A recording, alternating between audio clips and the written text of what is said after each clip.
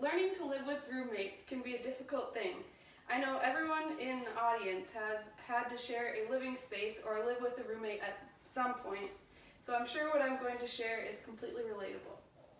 My freshman year living in the dorms at MSUM, I got lucky with a neat and clean roommate. My sophomore and junior year, I didn't get so lucky, or at least I thought I was at first until living with them for a few weeks. Things started out great, but as time went on, things got more difficult. Dishes weren't getting done, the counters weren't getting wiped off, the floor wasn't getting swept, and the bathroom that one of my roommates and I had to share was only getting cleaned by me.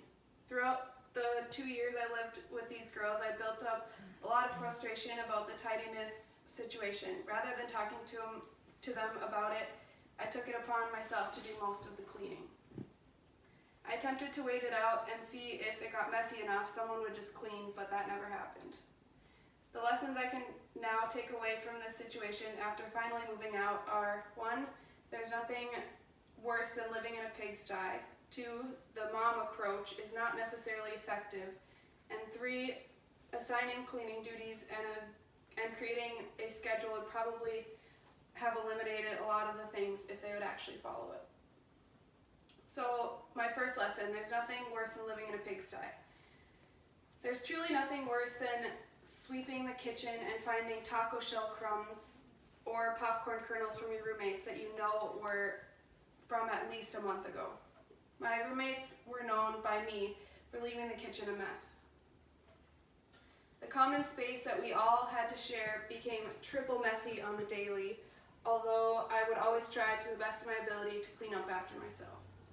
After a long day of classes and working until about 6 p.m., I didn't think it would be too much to hope for to come home to a semi-clean kitchen. Unfortunately, this never happened. One of my solutions for this leads me into my next lesson learned, the mom approach. The mom approach is a method that requires a lot of work on my part, constantly cleaning up after both of my roommates, much like a mom would. The theory behind this is that after your roommates see you cleaning up their messes time and time again, they'll start to pitch in and clean up after themselves. I wish I could say that the magic of this approach worked, but it didn't. In fact, one of the downfalls to this method is that the roommates could adjust to this new way of living and expect you to clean up their messes, which is exactly what happened in my situation. Things got a little better in the kitchen, but I know that it was only one of the 2 roommates who started to pitch in. The other roommate happened to be the one I share a bathroom with. The kitchen situation drove me crazy, but the bathroom situation drove me even crazier, leading to my last lesson I learned: assigning cleaning duties and creating a schedule would probably have eliminated a lot of things if they would actually follow it. If we all worked together to create a cleaning duty list and schedule, things likely would have gone differently. This is something I wish we would have done from the get-go. It would have made things much less stressful, and I wouldn't have to spend so much of my so-called free time cleaning up after other people, which I do enough already working with infants and toddlers at a daycare. Hair and toothpaste in the sink, hair on the floor, and towels just thrown on the towel bar haphazardly were just a few of the daily frustrations that my family and boyfriend were lucky enough to hear about. Going back to the cleaning duty list, I wished I would have done this earlier in the game. I thought I lucked out for the second time getting clean roommates, but I was wrong. This just goes to show that even though you may think you know your roommates, if you haven't lived with them before, you may be surprised.